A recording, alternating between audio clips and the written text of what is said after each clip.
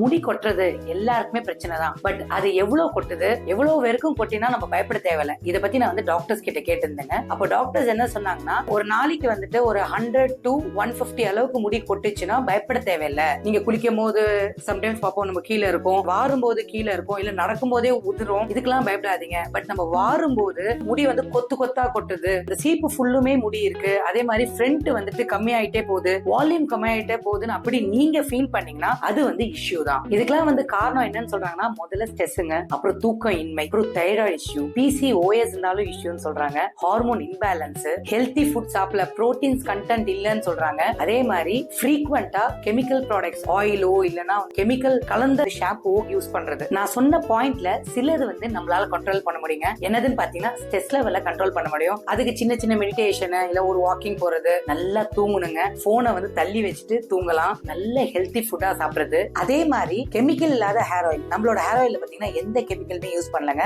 வாரத்துக்கு 2 முறையோ இல்ல 3 முறையோ நல்லா ஹீட் பண்ணிட்டு கொஞ்சம் ஸ்லைட் மசாஜ் பண்ணிட்டு குளிச்சிட்டு வாங்க. நிறைய ப்ராப்ளம்ஸ் ஆஃப் ஹேர் ஃபால் கண்டிப்பா குணமாகும். முடி கொட்டுறது ஒரு வார்னிங் சைனுங்க. நம்ம உடம்பு நமக்கு ஏதோ வார்ன் பண்ணுதுன்னு அர்த்தம். இதெல்லாம் பண்ணிட்டு உங்களுக்கு முடி கொட்டுதுன்னா தயவு செய்து போய் ஒரு டாக்டரை பாருங்க. டாக்டர் என்ன அட்வைஸ் கொடுக்காங்களோ அதை ஃபாலோ பண்ணுங்க. நன்றி, வணக்கம்.